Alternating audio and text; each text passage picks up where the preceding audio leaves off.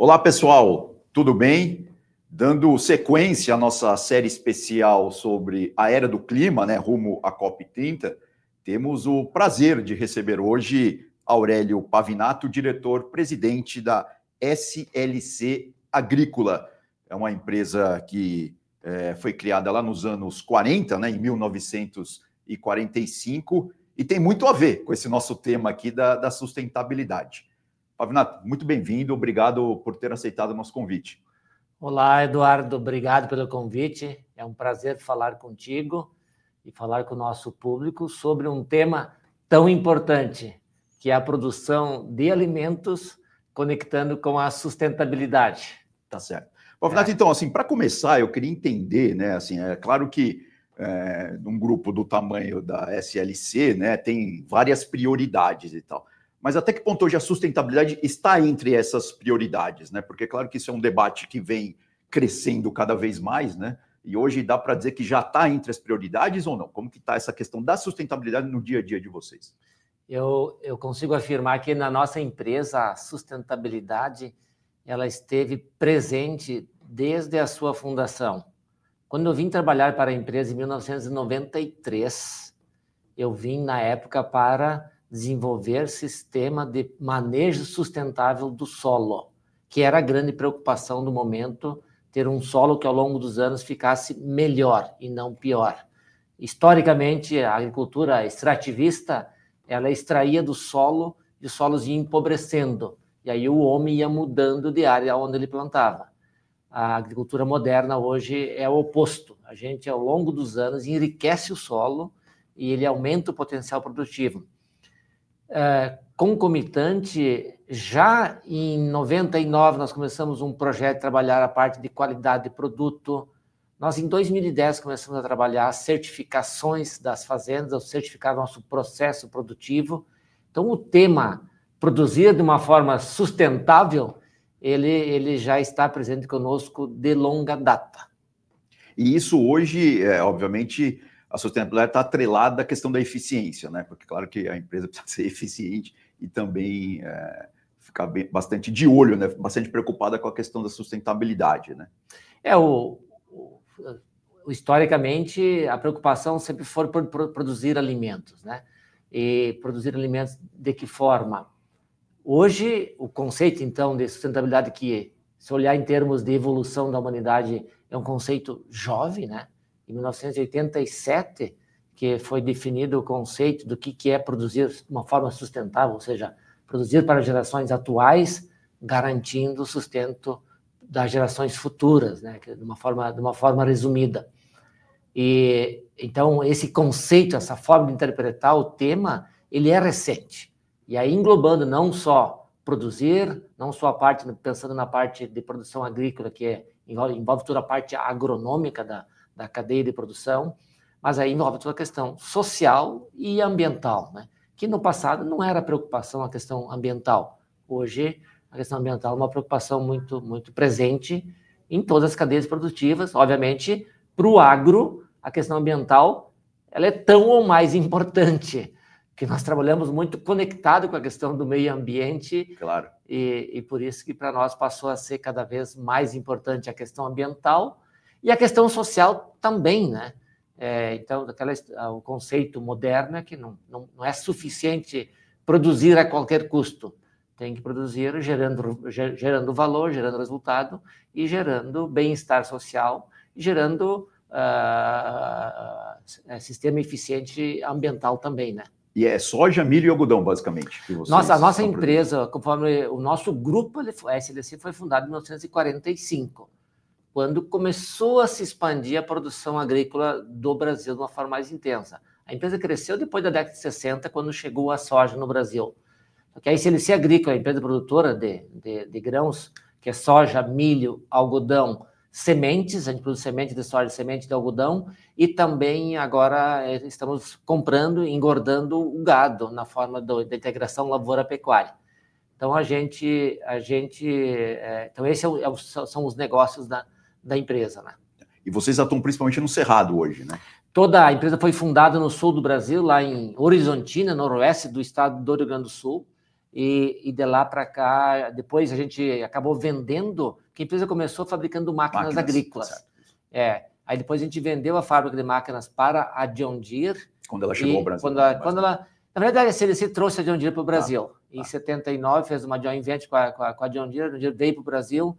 Aí depois, em 99, a SLC vendeu a fábrica de máquinas para a John Deere, aí investiu mais nas fazendas, né? Mas depois, o Cerrado brasileiro era a nova fronteira da produção e uma região com áreas maiores. A gente acabou vendendo as fazendas que tinha no sul, eram 3 fazendas pequenas, e comprando áreas maiores aqui no Cerrado. Então, hoje nós temos hoje 23, agora com a expansão, acabamos de adquirir um projeto grande da Sirius, a gente vai para 26 fazendas em 7 estados do Cerrado brasileiro. A nossa matriz continua lá no sul, em Porto Alegre. Tá certo. Agora, quando a gente fala do Cerrado, claro, tem toda a discussão também do uso da terra, né? A questão do desmatamento, da proteção ambiental e tal. E aí, no caso específico de vocês, como que está esse cuidado hoje? Ao longo da história, o homem expandiu sua produção desenvolvendo novas áreas, né? No Brasil não foi diferente. Até 1960, o Cerrado era uma região inabitada em termos de produção agrícola, né? E ao longo dos últimos 50 anos, principalmente, houve essa grande expansão. Hoje, o Brasil, mesmo com toda a produção que nós temos no Brasil atualmente, o Brasil ainda ele tem 2/3 da sua superfície com cobertura com vegetação nativa. Hoje nós temos uma área muito grande de pastagens no Brasil, em torno de 170 milhões de hectares, tem em torno de 30 milhões a 40 milhões de hectares desta área que eles são aptos para produção de grãos. Então, quando a gente olha a área que nós plantamos hoje com grãos no Brasil, em torno de 55 milhões de hectares, incluindo a segunda safra, acaba dando ali mais de 80 milhões de hectares de culturas. Nós temos potencial para converter pastos, na nossa visão, para atender a demanda da sociedade brasileira e mundial nas próximas décadas, não será mais necessário converter áreas com vegetação nativa. A gente vai conseguir atender a demanda pelo aumento de produtividade que a gente conquistou ao longo na mesma área já desenvolvida, e esse é um fator bem importante. 3/4 do aumento na oferta de alimentos ao longo dos últimos 50 anos a nível mundial foi suprido pelo aumento de produtividade. E aí entra toda a questão tecnológica, e somente 1/4 ele foi suprido pelo aumento da área plantada.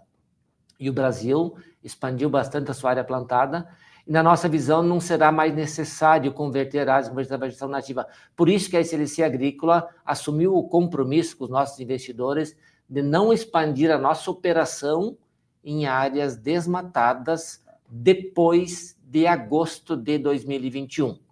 Então, esse é um compromisso que nós temos, dentro de uma lógica que nós temos um projeto na empresa que é ser carbono neutro em 2030 nos escopos 1 e 2. Que é dentro vamos dizer, da porta para dentro. É dentro da porteira, mais energias que a gente utiliza. É o escopo 1 e 2. Escopo 3, que é fora da... Que é a cadeia inteira. Que é a cadeia inteira fora da porteira.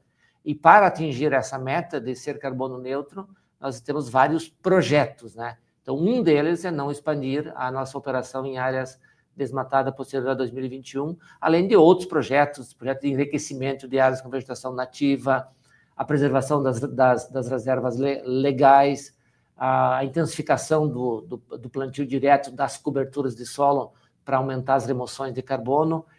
Então, são vários projetos que nós temos para, ao longo do tempo, aumentar as remoções e reduzir as emissões. Perfeito. E aí, com isso, a gente conseguir chegar num balanço de ser carbono neutro em 2030. E isso está a caminho, Isso está indo bem. Está a caminho, está indo bem. A gente discutiu esse tema há 2 anos atrás, no nosso planejamento estratégicos. Então, colocamos esta meta e estamos implantando, então, esses vários projetos para atingir esse objetivo.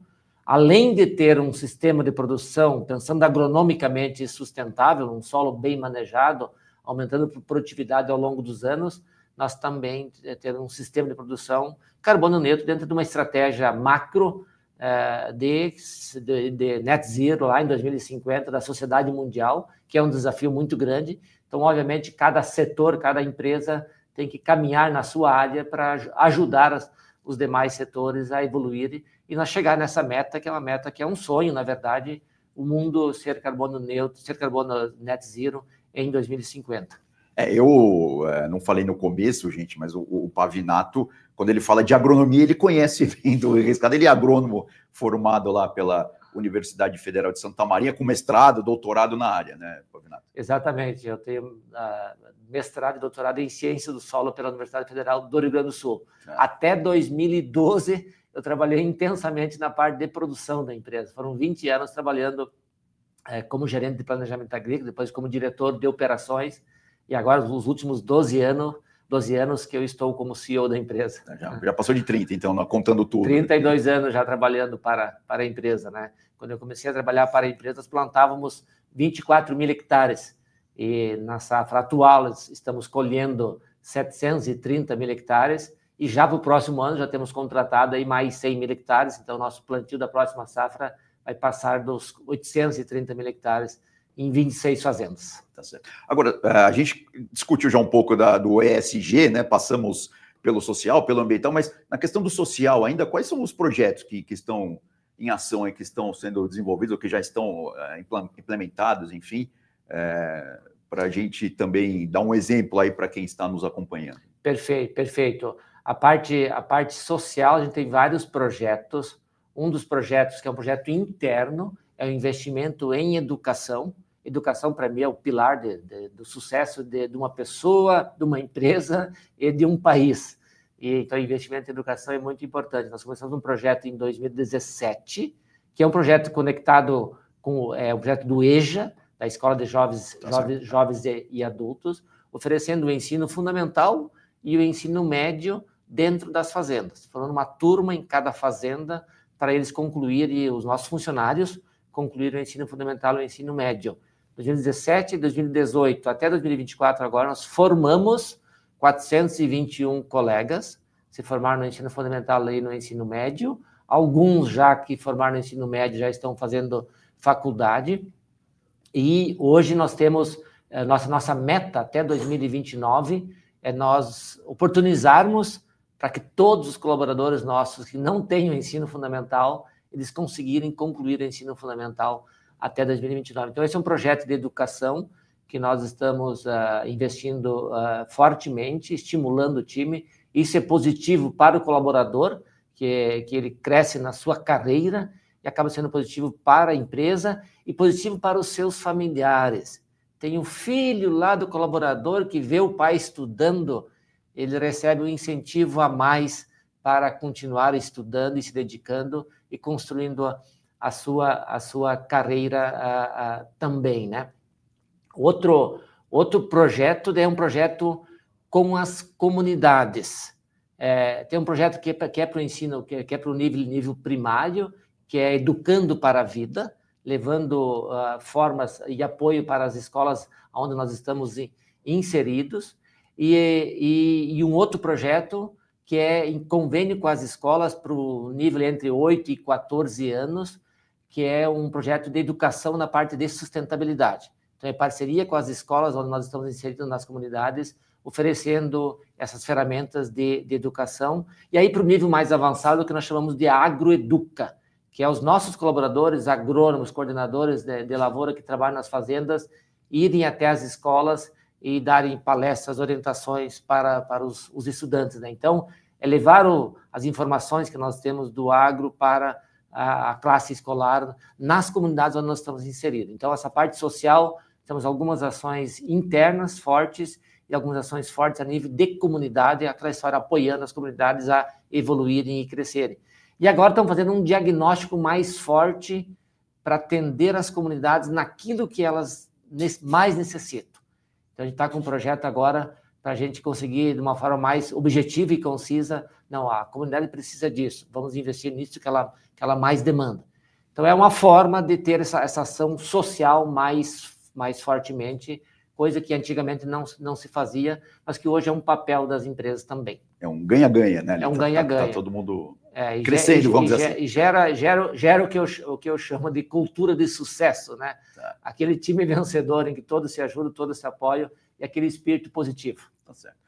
Agora, professor, mudando um pouco de assunto, mas, claro, ficando dentro da seara aí do agronegócio, então a gente tem esse debate internacional aí, essa guerra econômica Estados Unidos, China, que o Brasil tá olhando também, né? Está aí como espectador por enquanto, né? Vamos ver aí como se desenrola as coisas. E na questão específica de vocês, do preço das commodities, né? Que isso é uma coisa que mexe demais nesse cenário internacional. Como que você está analisando isso em termos aí de curto e médio prazo, vamos dizer assim?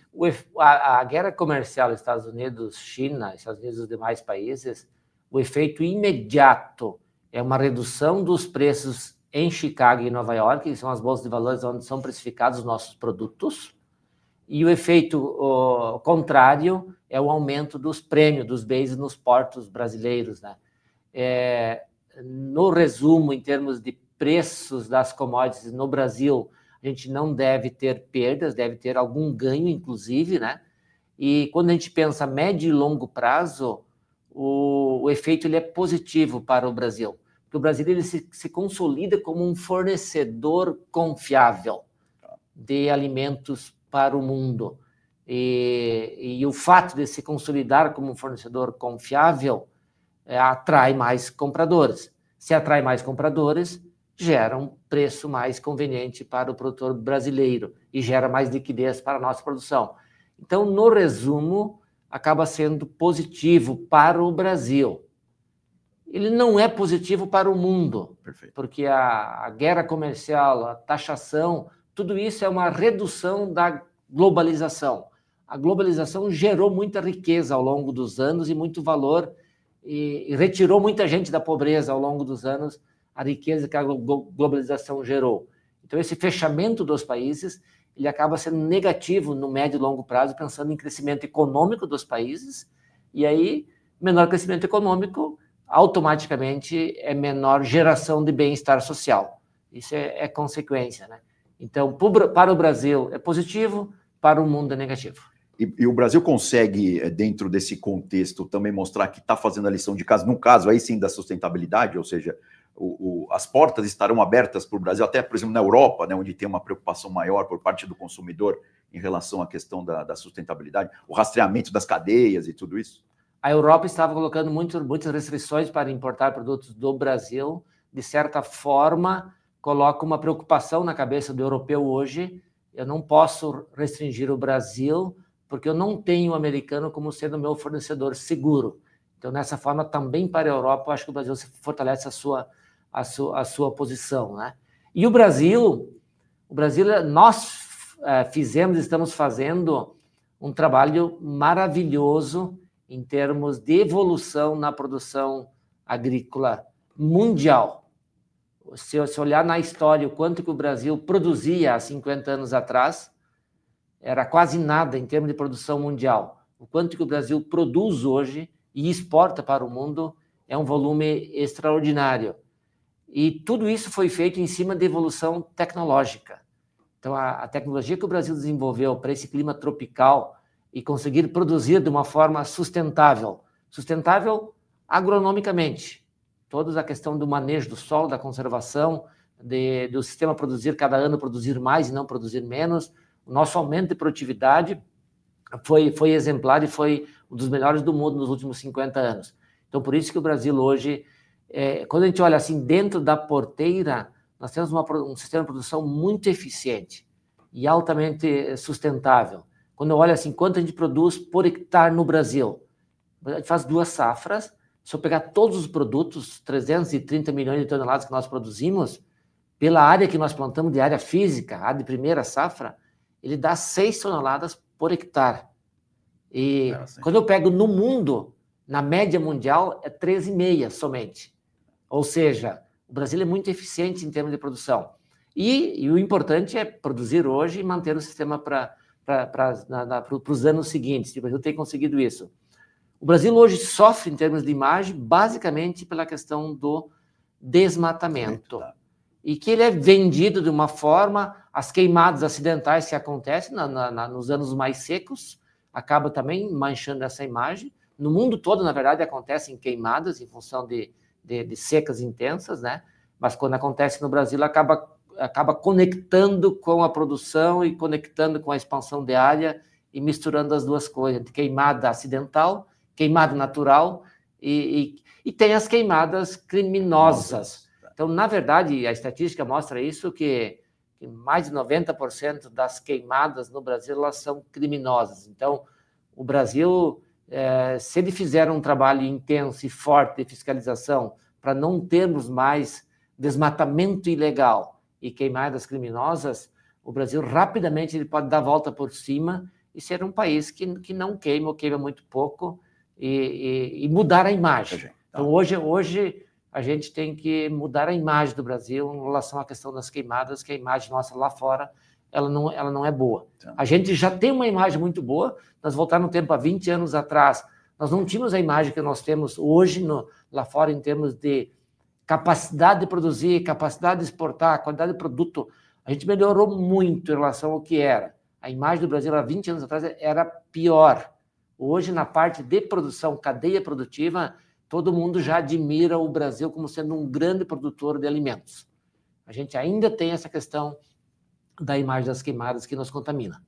E quando você fala da questão da tecnologia, Pavinato, eu queria entender, no dia a dia de vocês desenvolvem tecnologia dentro, vocês vão atrás de gente que está fazendo, compram tecnologia, sei lá, ou tem parceria com a universidade? Como que funciona isso no dia a dia de vocês? Internamente, a gente adapta a tecnologia para a nossa condição ambiental. Por isso que nós temos, nas nossas 23 fazendas hoje, nós temos 14 delas com centro de pesquisa dentro da fazenda, onde a gente testa novas variedades, testa população de planta, época de plantio, dose de fertilizante, ou seja, a gente faz o ajuste fino da tecnologia para a nossa condição ambiental de cada fazenda. Então, esse é um trabalho que a gente faz de adaptação. Além disso, a gente está muito próximo e conectado com as inovações que existem no mercado. Então, a gente considera assim, os primeiros a adotar as novas tecnologias, que nem agora tem um avião autônomo, elétrico e autônomo. Nós somos o primeiro a testar, lá no Mato Grosso estamos testando agora, que é um avião que vai nos ajudar a fazer a aplicação noturna de produtos biológicos, por exemplo, que são produtos que nós estamos aumentando o uso nas fazendas, e o biológico ele gosta de umidade, e aí noturno tem mais umidade, então vai ser uma ferramenta bem importante para nós usarmos mais biológicos ao longo dos próximos anos, né? Em detrimento dos químicos. Em detrimento dos químicos, né? Então, tem duas frentes que nós estamos pensando em sustentabilidade, tem duas frentes que nós estamos trabalhando fortemente, que é o uso dos biológicos para reduzir o uso de químicos, e já na safra passada chegou em 14% dos volumes de químicos foram substituídos por biológicos, né? Então, isso é um avanço muito grande, tanto com as biofábricas on-farm, dentro das fazendas, quanto com produto comprado. Hoje tem empresas industriais que produzem hoje biológicos. Biológicos, o Brasil é um case de sucesso. O Brasil hoje é exemplo para o mundo em termos de produção de biológicos, e tanto para atender o mercado interno, e o Brasil está começando a exportar produtos biológicos, e está recém começando, na verdade, toda essa indústria de biológicos e o potencial de uso. Então, ao longo dos próximos anos, nós, e assim como o setor, no Brasil, a tendência é passar a utilizar mais biológicos pelas tecnologias que foram desenvolvidas e pelas eficiências que estão sendo conquistadas em termos de controlar pragas e doenças com produtos biológicos.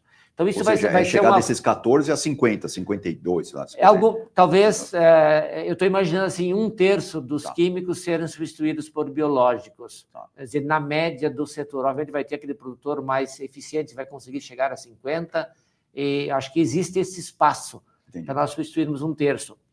E o outro 1/3 dos químicos, a gente pode reduzir o uso com aplicações localizadas. Aí é toda a agricultura digital hoje, são ferramentas, primeiro a conectividade lá na fazenda, e lá fazer o levantamento de pragas e doenças usando o tablet, já gera um mapa de presença da praga, gera um mapa de aplicação, identifica se é possível aplicar localizadamente, aplicar onde tem praga, não aplicar onde não tem pragas, e aí com isso você economiza o defensivo. Nós, na safra que encerrou, a gente fez em 684 mil hectares aplicações localizadas de inseticidas e economizamos 64% dos inseticidas com essas aplicações.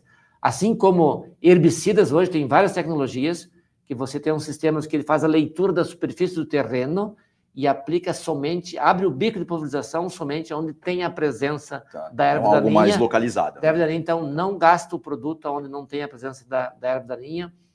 E, então, essas aplicações localizadas, nós de herbicidas, nós aplicamos em 372 mil hectares e economizamos 72% dos herbicidas. Então, no total dos defensivos, nós economizamos na safra passada 9% dos defensivos químicos com aplicações localizadas.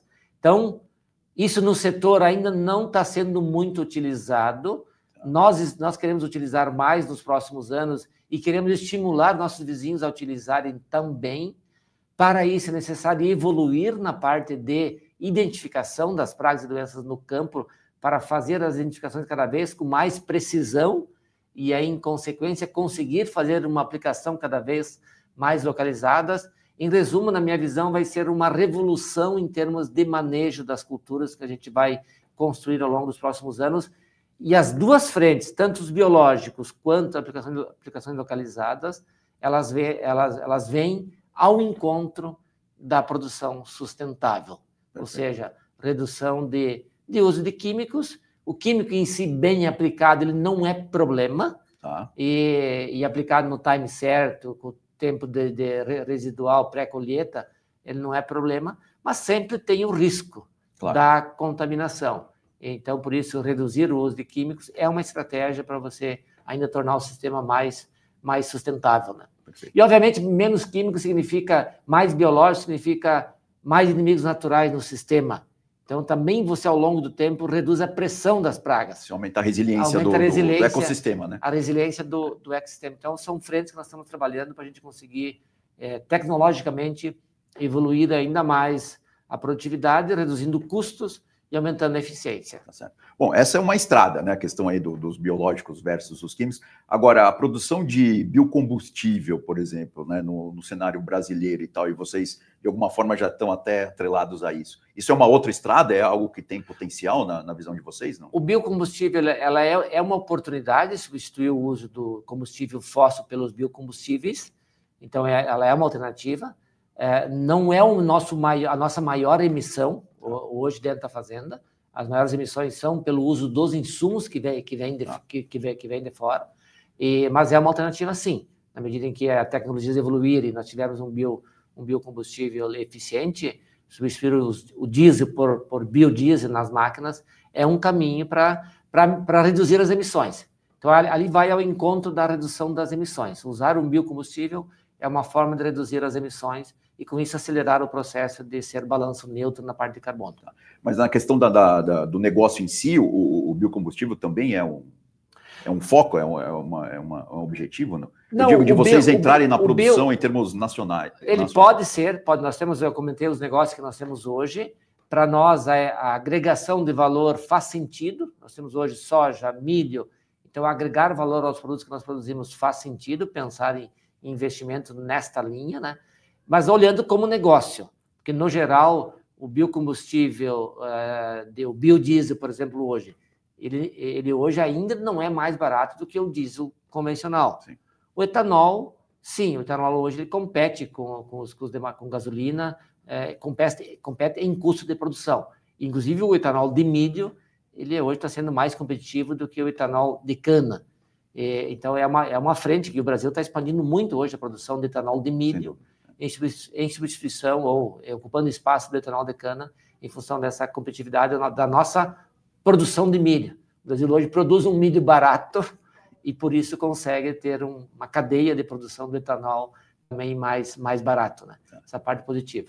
E mercado de carbono é uma coisa que interessa a vocês? O mercado de carbono é um mercado que ele está existindo, ele vai existir cada vez mais, porque quando você pensa ser net zero lá em 2050, existem setores da economia que eles não conseguirão ser net zero, eles vão continuar emitindo. Em compensação, existirão outros setores que talvez serão carbono negativo.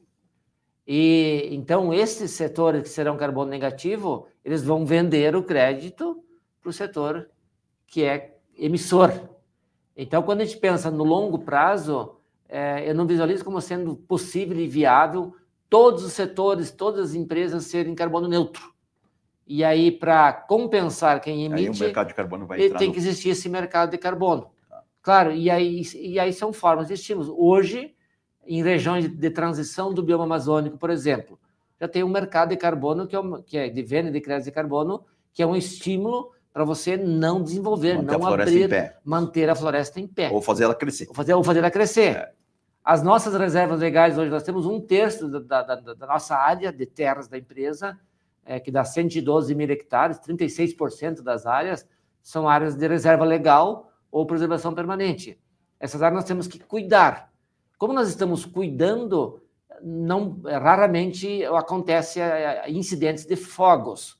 E aí, com isso, ao longo dos anos, vai aumentando a massa de vegetação e aumenta a remoção de carbono. A gente já mediu isso via satélite, estamos medindo. Então, é uma forma de aumentar as remoções de carbono na própria reserva legal, você cuidando para não queimar ao longo dos anos, né? Então, o mercado de carbono ele vai existir de uma forma, nós estamos conectados com ele, nós já temos alguns projetos, inclusive, tem um projeto lá no Mato Grosso, que é o projeto Conserve, que é um projeto que ele já englobou 24 mil hectares, no nosso caso foram 1.300 hectares no Mato Grosso, em que a gente deixou de transformar essa área, que era uma área que nós tínhamos direito e licença de converter ela para soja, e a gente deixou de fazer, manteve a floresta em pé, e aí com isso está recebendo um crédito de carbono. E agora estamos com um outro projeto grande na parte da reserva legal, a gente também, para a gente cuidar dessa reserva legal, vender o crédito de carbono. Então a gente está de uma forma direta envolvido com esses projetos já, e a gente, ao longo dos anos, a tendência é se fortalecer, desde que a sociedade mundial, e eu acredito que isso vai continuar sendo, a meta de ser net zero em 2050, então esforços deverão acontecer, mesmo com os retrocessos eventuais, como está acontecendo agora a nível mundial,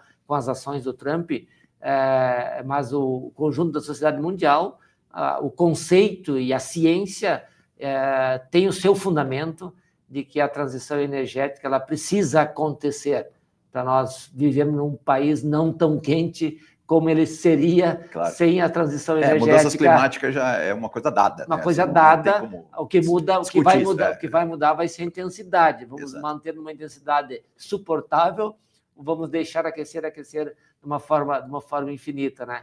Então a sociedade mundial vai trabalhar nessa direção da transição energética. E por isso que o mercado de carbono, então, ele vai acabar acontecendo. Não sou tão otimista assim, mas tudo bem. Isso é uma discussão para outro dia. E assim, a gente falou, claro, das várias potencialidades do agronegócio e tal, né? Agora, em termos aqui de Brasil, claro, a gente falou também já um pouco das questões internacionais e tal, quais que são as grandes travas aí? Quais que são os grandes problemas hoje para o setor se desenvolver mais e tal? Sei lá, alguma coisa ligada à legislação, à infraestrutura. O que você poderia dizer, uma ou duas coisas aí que precisam ser equacionadas? Se você olhar os últimos 25 anos, de 2000 para cá, quando a demanda mundial cresceu fortemente, puxada pela China, o Brasil expandiu fortemente a sua produção, gerou gargalos logísticos, mas os gargalos logísticos foram sendo superados. No Brasil, primeiro aumenta a produção e depois se resolve a logística, e assim que tem acontecido ao longo da história. Então, resumindo, para o Brasil aumentar muito a sua produção nos próximos anos, o que precisa ter? Demanda. Tendo demanda internacional pelos nossos produtos, o Brasil tem pessoas, tem tecnologias, tem insumos locais ou importados e tem logística que está melhorando e vai sendo melhorada ao longo dos anos à medida em que a produção cresce. A logística vai atrás da demanda. Ela vai atrás. Então eu não vejo um gargalo pontual. O Brasil não pode continuar crescendo assim como ele cresceu nos últimos 25 anos. Não, ele poderá continuar crescendo, expandindo. O Brasil expandiu em torno de 800 mil hectares de área física, se incluir a segunda safra, foram quase 1,5 milhão de hectares por ano nos últimos 20 anos na produção de grãos do Brasil. E o Brasil tem condições de continuar nessa velocidade de expansão. Se a demanda mundial não for tão veloz o crescimento dela como foi no passado, obviamente a expansão brasileira vai ser mais lenta para atender a demanda. Então, e o sinal da demanda vem via preço. Quando o preço sobe, que a demanda existe, e aí o produtor brasileiro expande. E expande fortemente. Sempre que os ciclos de preços foram altos, o Brasil expandiu fortemente. Nesse momento agora, é um ciclo de preços baixos. Qual que é a mensagem que vem para o produtor brasileiro? Vai com calma, não expande muito. E é assim que funciona o ciclo. E o Brasil hoje é um país que tem, apesar de todas as dificuldades que a gente enfrenta no Brasil, o Brasil tem tecnologia, tem um marco legal, tem uma regulamentação tecnológica, o uso das biotecnologias, o uso de variedades, de defensivos químicos, registro de produtos. Quer dizer, o Brasil está rodando, eu diria assim, bem nessa parte do marco legal, e na questão do agro. Então tem as questões todas tributárias que estão sendo discutidas, mas, no geral, não dá para dizer que o Brasil não evoluiu bem nessa questão do marco legal para produzir. Tá certo. Agora, a gente está chegando ao fim do nosso tempo aqui, dos 40 minutos regulamentares, e eu queria fazer uma última pergunta, né? A gente vai ter a COP no final do ano aqui em Belém, né? Primeira vez que a COP vem aí para o ambiente amazônico, a COP 30, e até porque a nossa série aqui chama-se Era do Clima, né? Rumo à COP 30. Assim, como que o agronegócio pode se relacionar com essa reunião da ONU? É claro que é uma reunião da ONU para discutir clima, né? Mas como que o Brasil pode aproveitar isso para vamos dizer, se mostrar, né? E para ajudar, claro, até essa imagem aí do agronegócio ficar melhor, vamos dizer assim, né? Perfeito, perfeito. O Brasil, como governo, deve se preocupar em estruturar um sistema para apresentar na COP 30 que demonstre todo o potencial do Brasil. Nós temos as coisas belas nativas, mas nós temos as coisas belas modernas. E o caso do agro é o moderno hoje, o nosso sistema de produção que nós temos. Então, o Brasil ele deve aproveitar a oportunidade para demonstrar de uma forma mais didática e claramente o que nós temos de bom aqui dentro do país. E o mundo que virá aqui nos visitar, sair daqui com uma imagem mais positiva. Acho que esse é o desafio que o Brasil tem agora nesse momento, e para construir esse cenário e consiga demonstrar tudo isso que o Brasil tem de positivo. E, obviamente, que o agro tem que se preocupar em divulgar, em fazer o seu trabalho de marketing para conseguir demonstrar o que a gente faz aqui de bem feito e o que a gente precisa corrigir também. A gente não pode também ir lá e vender só aquela imagem que nós somos perfeitos. A gente não é perfeito. Mas, quando a gente olha o conjunto da obra, o nosso sistema de produção aqui ele é muito eficiente e muito bem desenvolvido. E, assim como todo o país tem as suas dificuldades, nós temos as nossas dificuldades a serem vencidas, mas não dá para ir lá mostrar só o lado artístico, o lado histórico da produção agrícola, e nós temos que mostrar o lado moderno do que nós temos de cadeia produtiva aqui no Brasil, e o quanto que o Brasil é capaz de atender essa demanda mundial de uma forma sustentável. Essa parte, mensagem principal, que é o que a COP precisa, né? Como é que consegue produzir mais alimentos ao longo dos próximos 30 anos, ao longo dos próximos 50 anos, de uma forma sustentável? E nós temos tudo isso disponível aqui no Brasil, a capacidade de produzir mais, inclusive removendo carbonos. Esses milhões de hectares, 30 milhões, 40 milhões de hectares que eu comentei de pastagem degradada, que poderão ser convertidas para grãos, nesse caso, a pastagem está degradada, o estoque de carbono que está ali é baixo. Então, você pode converter para grãos e aumentar o estoque de carbono neste solo, e então, inclusive, ajudando a produzir mais alimentos e ajudando a remover carbono da atmosfera. Então, essa mensagem nós temos que conseguir construir e passar para os nossos visitantes. Agora, Pavinato, o cidadão, Pavinato, tem alguma expectativa em relação à COP? Aquele cidadão que saiu lá do interior do Rio Grande do Sul, de Barreiro, e hoje virou diretor-presidente aí da CLC. Expectativa em termos, assim, claro, de ajudar o planeta a enfrentar essas mudanças climáticas? Sempre que a gente traz clientes para visitar nós aqui no Brasil, eles saem daqui com uma outra percepção do Brasil.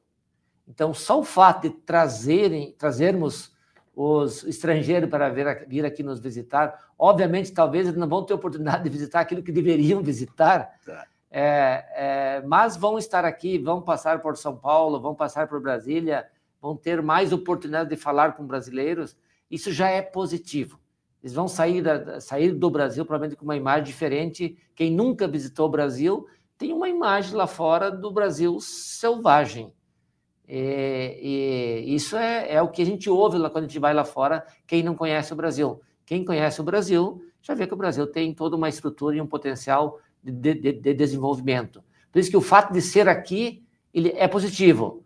Pensando no conjunto da obra a nível global, o fato de ser aqui ou ser em outro local não muda muito, não muda nada, na verdade. O local onde está sendo o evento. O fato de ser aqui, nesse caso, ele nos fortalece como sendo um país referente nessa parte climática, porque o Brasil, além do agro ser muito forte e um grande produtor de alimentos, nós temos um outro ponto muito positivo, que é a nossa matriz energética. O Brasil é exemplo para o mundo em termos de matriz energética. Ela depende do ano, depende das chuvas, mas ali 85% a 90% da nossa matriz ela é renovável. E facilmente a gente pode chegar a quase 100% da nossa matriz renovável. Por isso que, então, que os grandes data centers estão querendo vir para o Brasil, porque aqui a energia já é praticamente renovável. Então, nós temos um outro fator muito positivo, que é a matriz energética, né? que nós utilizamos. Então, do escopo 1, 2 e 3 do Net Zero, o escopo 1 e o 2 estão bem fáceis de resolver aqui no Brasil. E, obviamente, o escopo 3 é a cadeia de suprimentos, a cadeia de clientes global e brasileira, que se ela andar junto, a gente constrói a solução e consegue construir a solução que a gente busca, né? Então, eu acho que a COP é uma oportunidade de nós nos demonstrarmos para o mundo. E espero que a gente consiga se organizar e mostrar o Brasil verdadeiro, o Brasil que produz, o Brasil que conserva. Acho que esses são os dois lados que nós temos que mostrar para o mundo. O Brasil que produz e o Brasil que conserva. Tá certo. Pavinato, muito obrigado, viu, por ter aceitado o nosso convite. Essa conversa aqui foi muito interessante. Realmente, espero que todo mundo também tenha gostado. Para mim foi um prazer, Eduardo. Muito obrigado e um prazer falar com a nossa audiência. Um grande abraço a todos. Bom, gente, então essa foi mais uma entrevista aqui dessa nossa série especial A Era do Clima, rumo à COP30. Hoje recebendo o Aurélio Pavinato, ele que é diretor-presidente da SLC Agrícola. Agradeço demais a audiência e fiquem ligados nas redes sociais, no site do Estadão, no impresso também, porque toda semana até a COP30 teremos uma conversa interessante como essa de hoje, tá bom? Então fiquem bem, até a próxima. Tchau.